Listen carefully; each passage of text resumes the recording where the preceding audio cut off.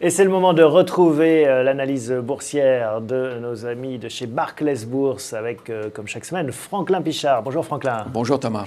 On commence donc par revenir à un petit flashback, on a l'habitude rétroactif sur les grands événements de la semaine dernière avec, on s'en souvient, on parlait de l'incertitude liée aux adjudications, à la fois portugaises mais également italiennes et espagnoles. Oui, et grecques. On a vraiment eu lundi dernier, on était vraiment dans l'attente, on était un petit peu inquiets, ne nous voilons pas. Et puis finalement, ça s'est très bien passé. Ça a été dopé aussi par les déclarations des Chinois, des Japonais, qui ont dit qu'ils ne laisseraient pas tomber la zone, les pays. Ça, il y a un message intéressant, hein, si on s'arrête juste sur ce soutien finalement des Chinois et des Japonais. On peut l'interpréter comment? Ils soutiennent leurs clients, en fait, c'est de la dette client quelque part, parce qu'ils se disent, voilà, vaut mieux continuer à avoir un marché et puis vendre des téléviseurs ou autres à ce client quitte à financer un peu ses achats que de voir cette zone s'effondrer? Oui, vous ne pensiez pas que c'était totalement désintéressé quand La même, philanthropie, j'y crois encore, je la cherche dans les marchés financiers, mais... Eh bien voilà, je suis peut-être un peu plus âgé que vous et je n'y crois plus, donc je pense qu'il y a peut-être une idée comme ça derrière la tête. Mais donc ça, du coup, c'est plutôt rassurant, c'est-à-dire quand tout le monde se tient par la barbichette, ça fait qu'il y a un système un peu plus solide. Oui, exactement. Regardez les États-Unis, ça leur permet d'avoir un déficit de 90% du PIB, on n'en est pas très loin, et effectivement, on sait qu'on a quelque part sur la planète des pays, des puissances qui ont de l'argent et qui peuvent venir. Plus proche de nous, il y a aussi le soutien de la BCE, finalement, qui rachète autant que faire se peut, quand il y a, enfin, en tout cas quand c'est nécessaire, pas forcément au moment des émissions, mais après. Donc ça soutient aussi le marché? Voilà, alors le marché secondaire, effectivement, tenu par la BCE, c'est plutôt aussi une bonne chose. Effectivement, quand on voit un petit peu entre émissions primaires et puis marché secondaire, eh bien, on arrive à tenir un petit peu l'édifice dans cette période qui continue d'être un peu trouble. Est-ce que ça règle le problème? C'est ça la vraie question, finalement. Est-ce que ça ne fait pas que le déplacer? On le déplace, et bien évidemment, quand on voit l'émission du Portugal à 6,76, proche de 7, allez, n'ayons pas peur, franchement, c'est pas tenable. Donc, pourquoi c'est pas tenable? C'est pas tenable parce que quand vous avez une production qui sera même pas, et un PIB qui sera même pas de 2%, comment vous voulez pouvoir rembourser des émissions à 7? C'est pas tenable, et je pense que c'était, même si on s'en est défendu, le message quand la BCE, elle plus directement, mais l'Allemagne, ou voire la France, avait dit au Portugal de s'inviter au fonds d'intervention. Ils ne l'ont pas fait. Les marchés ont salué le placement et la qualité du placement. Maintenant, en ce qui concerne le pays, des émissions à ce niveau-là, ça subodore qu'on aura des renégociations, des abandons, des restructurations, etc., etc. Ça veut dire qu'on va en reparler, c'est ça? Oui, on va en reparler. Et peut-être plus vite que prévu parce que on a les chefs d'État, de gouvernement qui se réunissent autour, et puis il y a cette polémique autour du Fonds européen de stabilité financière, le FESF, avec là aussi un débat entre la France et l'Allemagne et ses petits camarades. Faut-il remonter le niveau de ce fonds de soutien? Oui, alors donc réunion ce soir et demain, la zone euro ce soir, l'ensemble des pays demain.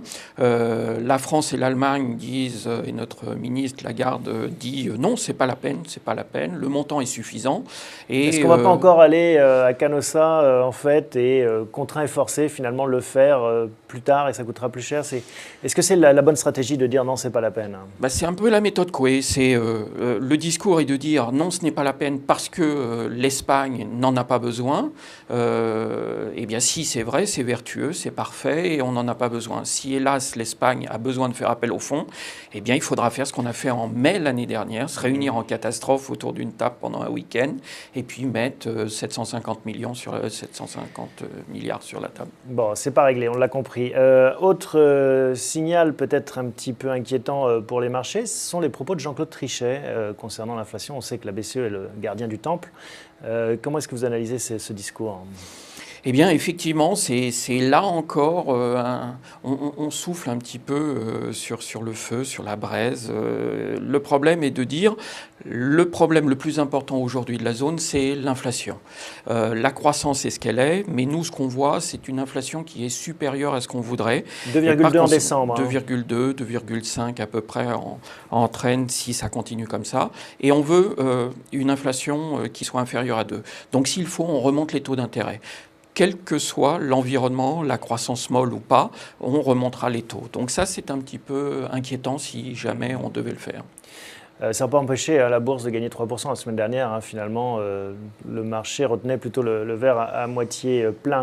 Autre point clé de la semaine passée, les statistiques avec un PIB allemand au top. Oui, le plus haut depuis 2006, donc un PIB, on le sait, l'Allemagne est la locomotive de l'Europe, elle l'a confirmé, elle l'a validé, et effectivement, on a une Allemagne en très très bonne situation. Ça, c'est plutôt une bonne nouvelle, parce qu'on en profite en général. Oui, c'est cela, hein, c'est la nouvelle qu'on attend et l'élément sur lequel on compte pour pouvoir tirer notre croissance faible, mais croissance quand même. Donc on a besoin de cette croissance forte de l'Allemagne pour pouvoir espérer une situation bonne en 2011. Côté frein, on a le chômage américain qui reste une préoccupation. Les dernières statistiques le prouvent. Dernière statistique, oui, légèrement décevante par rapport à ce qu'on attendait, mais c'est vrai qu'il peut y avoir des événements collatéraux qui interviennent et qui n'interviendront pas le mois prochain. Donc on a pris cette statistique avec des pincettes et d'ailleurs les marchés ne l'ont absolument pas sanctionné. Et puis la Chine qui tente toujours de refroidir sa machine et notamment via les banques. Ça aussi, ça peut être un frein pour la poursuite de la progression des bourses européennes. Oui, le numéro 2 chinois qui a déclaré que la croissance en 2011 ne serait que de 8%, elle était de 9 en 2009, elle était de 10 et quelques en 2010, donc ce serait un peu un coup de froid sur le niveau de la croissance. Ça pourrait effectivement perturber l'environnement global, mais on l'a dit, on l'a répété, et Lara va le redire dans quelques temps, il y a d'autres pays que la Chine quand on regarde la zone. Oui, heureusement. Pour conclure, votre sentiment, après tout proche des 4000 points, dans quel état d'esprit vous êtes? Eh bien écoutez, deux états d'esprit. À titre particulier, comme le sont les particuliers, la barre fatidique des 4000 points nous fera certainement saluer l'événement. Mais d'un point de vue professionnel, 4000 points n'est absolument pas un seuil et une résistance technique. Donc le seuil et la résistance technique, c'est 4080. Donc on devrait franchir gentiment ces 4000 points, mais c'est ensuite que ça risque de se gâter. Bon, on l'a vu, hein, il y a des raisons d'espérer, aussi des raisons de se méfier. Il faut rester très réactif. Merci en tout cas Franklin, à la semaine prochaine. Merci Thomas. Je vous propose un petit voyage en direction de Séoul avec Lara Bouvier. Bonjour Lara. Bonjour Thomas. On va parler en effet de la Corée du Sud, hein. C'est celle qui nous intéresse d'un point de vue boursier, pour voir comment essayer de profiter de ce dynamisme asiatique en misant sur ce pays. Alors pourquoi la Corée d'un coup ? En fait, la Corée, c'est quand même le pays où vous avez le plus de foyers équipés Internet ADSL. Ils ont une très très forte avancée technologique. Ça, c'est un vrai levier de croissance. Hein. C'est un vrai levier de croissance qu'on observe partout. Les grands chiffres de la Corée, alors, quoi ? Les grands chiffres, 6,10% donc au niveau de la croissance du PIB en 2010, Aïe. Un faible taux de chômage, 3,7%, un déficit public de 1,7%, donc effectivement très intéressant, et puis une dette publique de 23,5% du PIB. On connaît bien le côté technologique de la Corée avec des grandes marques qui inondent nos marchés. On pense à Samsung, LG ou d'autres, l'électronique grand public. Ce qu'on connaît moins, c'est le côté économique de leur politique. C'est-à-dire qu'ils ont des politiques qui sont finalement très volontaristes.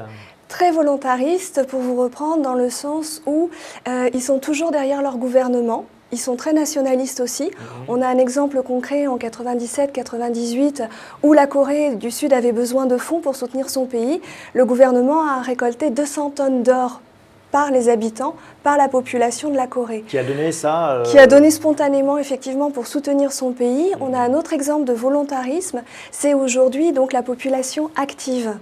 Donc on a aujourd'hui 50 millions d'habitants en Corée et on a 24 millions de personnes qui travaillent. Et en même temps, ils ont intérêt parce que là, pour le coup, ils sont moins volontaristes dans un autre domaine, la natalité. Oui, alors ils ont un faible taux de natalité, 1,15, qui va leur permettre d'avoir un très bon taux de PIB par habitant. Oui, mais est-ce que ce n'est pas un problème à terme, ça, cette faible natalité? Parce que ça veut dire moins de consommation, moins de dynamisme, peut-être moins d'innovation à terme aussi pour le pays. Alors, actuellement, en fait, ce faible taux de natalité leur permet d'évoluer beaucoup vers les exportations. donc 30% vers la Chine, 10% vers les États-Unis. Donc leurs clients, c'est effectivement l'extérieur. Et puis c'est une population qui reste jeune, puisqu'ils sont en fait très équipés informatiques, ils sont quand même premier rang mondial au niveau de l'électronique. Donc pour l'instant, c'est un atout, parce qu'ils n'ont pas beaucoup d'habitants justement au niveau économie. Bon, il y a le contexte géopolitique aussi, avec bien sûr son voisin du Nord. Oui. Est-ce que ça, c'est un souci? On voit régulièrement des échanges de canons, de tirs de canons par-delà la frontière. Ça peut faire douter certains investisseurs? Oui, mais pour nous rassurer, il faut savoir que les derniers qui ont eu lieu, c'était en novembre 2010, juste avant la réunion du G20, qui a aussi propulsé la Corée du Sud. C'était un exercice d'entraînement militaire. Donc à chaque fois qu'il y a eu heurte entre les deux Corées, ce sont des exercices d'entraînement militaire. Oui, il n'y a pas vraiment d'attaque. Ça ne peut pas dégénérer? C'est un risque dans la zone. C'est un risque dont on tient compte aujourd'hui, mais derrière, vous avez les Américains qui soutiennent la Corée du Sud et l'ONU. Or, la Corée du Nord a encore besoin, elle ne peut pas rester isolée aujourd'hui, c'est le seul régime stalinien, de l'aide américaine. Pas américaine, je ne sais pas, mais en tout cas de l'aide extérieure pour nourrir sa population, des choses comme ça? Exactement, américaine et également Nations Unies. Global. Et chinoise, j'imagine. Les grandes entreprises coréennes, on connaît les chaebols, ce qu'on apprend quand on est petit garçon sur les bancs du lycée. Bon, ça c'est un modèle qui marche encore. On parlait de Samsung, LG, des grands groupes très diversifiés, des conglomérats. Des beaux conglomérats, également Hyundai, et c'est vrai que c'est eux qui sont le moteur aujourd'hui. On observe qu'ils sont pondérés à 12% pour Samsung dans la bourse de Séoul, et pour l'instant, donc, c'est très positif. Donc ce modèle. C'est pour ça que vous dites, si on doit jouer l'Asie, il faut regarder la Corée. Il faut regarder la Corée, effectivement, donc qui est en train, qui dépasse tout le monde au niveau avancée technologique, qui est une population donc effectivement très travailleuse, et puis qui est premier rang mondial, comme je vous disais, électronique, mais aussi construction automobile, navale, sidérurgie. Donc, ils ont la possibilité de croître. Alors, comme souvent, quand on joue un pays, on va le jouer via un tracker. On va revoir le tracker qui traduit ce dynamisme boursier de Séoul. Séoul qui a beaucoup d'ambition d'ailleurs, d'un point de vue boursier. Oui, elle a l'ambition effectivement de devenir 3e place financière d'ici 2020. Et c'est la bourse la plus liquide d'Asie. C'est pour ça qu'elle nous intéresse aussi. Et on estime qu'elle on est à combien là sur le tracker? On est à 42 et quelques, 42,50. Qu'est-ce qu'on fait? On achète au cours. Ah, maintenant, d'accord. Tout à fait, à présent. Et on visera donc dans un premier temps 46 €. 46 € dans un premier temps. On voit le volontarisme des Coréens et s'ils veulent se développer d'un point de vue boursier, on peut se dire qu'il y a de fortes chances que ça arrive. C'est ça le pari. Exactement, aussi. Avec un grand pouvoir de décision au niveau rapidité d'exécution, au niveau des mises en place aussi, ce qu'on avait observé. D'accord, des pays très disciplinés qui suivent comme un seul homme finalement la volonté des chefs. Exactement. Merci beaucoup Lara. Merci beaucoup Thomas. Présenter la Corée du Sud et puis à bientôt. À bientôt. On continue à voyager, on n'est pas dans Faut pas rêver, mais dans une émission boursière, mais on vient de voir l'Asie avec Lara et en particulier la Corée du Sud. On va partir en Afrique avec vous Cyril, bonjour. Bonjour Thomas. Une émission donc, qui sent le voyage et les terres lointaines, Société internationale des plantations d'EVA, ça fait rêver. Pour tout vous dire, je ne savais même pas que c'était coté à Paris. Bah oui, effectivement, elle est cotée à Paris depuis de nombreuses années déjà. Effectivement, le nom est un petit peu exotique et ça fait original par rapport à ce qu'on peut connaître aujourd'hui en bourse parisienne. Alors, c'est un rapport avec l'EVA, on s'en doute. Exactement, l'activité véhicole, pour faire un petit point ensemble sur ce dont il s'agit. Donc là, effectivement, on va cultiver des EVA, des plantations de manière assez importante. Et c'est un savoir-faire un petit peu particulier pour effectivement saigner ces EVA, donner du latex, qui ensuite sera usiné pour produire du caoutchouc naturel. Donc ce sont des plantations en Afrique, Afrique de l'Ouest.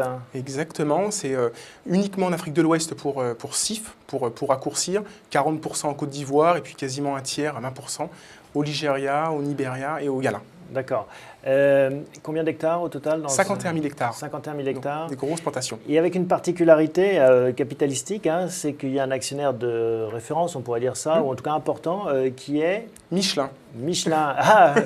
C'est logique quelque part. Il y a un lien de cause à effet, j'imagine. Exactement. Ils ont voulu peut-être un petit peu se couvrir, un petit peu se hedger par rapport à l'évolution du prix du caoutchouc. Ça bouge beaucoup, c'est très volatile le caoutchouc? Ça bouge beaucoup. Effectivement, on est passé de 1 000 $ la tonne à 4 000 $ la tonne en quelques mois. Et on avait connu un très gros creux en 2008. Donc on voit que sur 3-4 ans, on a eu des évolutions extrêmement importantes. Qu'est-ce qui fait bouger le cours du caoutchouc? C'est le pneumatique, c'est vraiment l'automobile, le driver, comme on dit en bon français? Tout à fait. Il y a un vrai déséquilibre entre l'offre et la demande aujourd'hui. Il y a eu des conditions climatiques en 2010, on s'en souvient, en Asie, puisque la production principale de caoutchouc se fait en Asie. La CIF, c'est un petit peu une exception culturelle, c'est 10-15% qui se font en Afrique. Les conditions climatiques ont été très difficiles, un typhon, on s'en souvient, des inondations, qui ont perturbé de manière assez durable la production d'EVA, la culture des EVA. Et donc, effectivement, les cours ont beaucoup bougé. Il y a eu d'autres événements. Il y a eu de l'arrachage d'EVA en 2008. Il y a eu des événements comme ça qui ont effectivement créé une forte volatilité sur les évolutions de cours du caoutchouc, mais aussi la demande qui a été effectivement en forte hausse depuis 2008. Le principal débouché du caoutchouc naturel, c'est le pneumatique, comme on l'a évoqué avec Michelin. Michelin qui a 20% donc de CIF. Exactement. Ils ont apporté des plantations d'EVA contre 20% du capital. Donc si je vous entends bien, il y a un aléa climatique malgré tout, parce que ce qui est arrivé en Asie pourrait subvenir, ça reste de l'agriculture, il faut vivre avec la météo. D'un point de vue géopolitique, est-ce qu'il y a des dangers là? C'est un petit peu le problème de CIF en fait, c'est que comme 40% effectivement de la production a lieu en Côte d'Ivoire, on pourrait avoir des éléments particuliers. Les événements récents entre Gbagbo et Ouattara sont effectivement assez complexes. Comme le groupe principal qui domine la CIF, c'est le groupe CIFIA, qui est un groupe ivoirien, qui a 55% des parts, il est difficile de ne pas imaginer qu'effectivement on pourrait avoir des conséquences malheureuses en termes de production, en termes politiques, en termes de gouvernance pour la CIF. Alors, le cours de bourse le reprend aujourd'hui de manière importante. On voit, d'ailleurs, on va voir le graphique sur cette action CIF SIPH qui ne cesse de progresser. Une progression aussi liée, comme beaucoup de progressions ces derniers temps, à la Chine. Oui, tout à fait. Le marché automobile chinois est devenu le premier marché automobile du monde en 2010, avec 18 millions de véhicules vendus. Quand on prend les chiffres, ça fait un petit peu peur ou rêver, selon où on se situe. Il n'y a que 40 véhicules pour 1000 habitants en Chine, contre 800 véhicules pour 1000 habitants aux États-Unis. Effectivement, le niveau de développement n'est pas le même, mais on voit le potentiel de ce marché automobile chinois, avec en plus des mesures fiscales qui ont poussé le marché encore et qui vont le pousser dans les années prochaines, autant de 10-15% de croissance de ce marché. Pourquoi ne pas acheter directement du Michelin à ce moment-là, qui sera plus près de ce marché que le fabricant de matières premières? Malheureusement, et Michelin, avec sa petite participation, entre guillemets, dans CIF, qui vaut que 600 millions d'euros en bourse, ne peut pas complètement se couvrir avec cette petite participation par rapport à une demande de caoutchouc naturel qui est en explosion depuis de nombreux mois. Et ça risque de continuer, c'est-à-dire que cette spéculation, ou en tout cas cette flambée des matières premières, risque de se poursuivre aussi sur le caoutchouc, c'est un peu votre sentiment? Elle risque de continuer, effectivement, le théorème un peu de la liquidité, ce qu'on évoque en ce moment avec le quantitative easing 2 de notre ami Bernard Nanke, qui a inondé le marché de cash, presque 600 milliards de dollars. Des chiffres incroyables, on parlait même d'un QE3 assez rapidement. Et effectivement, les spéculateurs ont tendance à aller chercher les matières premières agricoles, qui pourraient bénéficier le plus de ces mouvements de capitaux, avec un déséquilibre marqué, comme on l'a évoqué, entre l'offre et la demande. 111 €, c'est ce qu'on voit sur cette action CIF. Et à quel prix on rentre, votre recommandation? Alors, on rentre sur repli. Effectivement, on se méfie des événements actuels en Côte d'Ivoire. À combien alors? Autour de 100 €. C'est un bon prix d'entrée. Et en plus, il y a un flottant qui est relativement faible. Donc, c'est des mouvements assez erratiques sur le cours du titre. Donc, on achète sur repli sur 100 et on vise 130 € à moyen terme. Très bien. Merci Cyril. D'habitude, on commence par le suivi des recommandations. Là, on va finir par le suivi des recommandations. On avait vu ensemble une action qui n'a rien à voir, c'est Delachaux. On en est où? Alors, c'est le spécialiste des infrastructures ferroviaires. On l'avait conseillé fin novembre à 58 €. Le titre a pris 15%. Depuis, on est à 65 €. L'objectif de vente, c'était 70. Il n'y a pas une nouvelle particulière sur le dossier, pas de publication, de 70. Mais on la garde, effectivement. Elle sera atteinte dans quelques semaines, on l'espère. Merci beaucoup Cyril, à bientôt. Merci Thomas, à bientôt.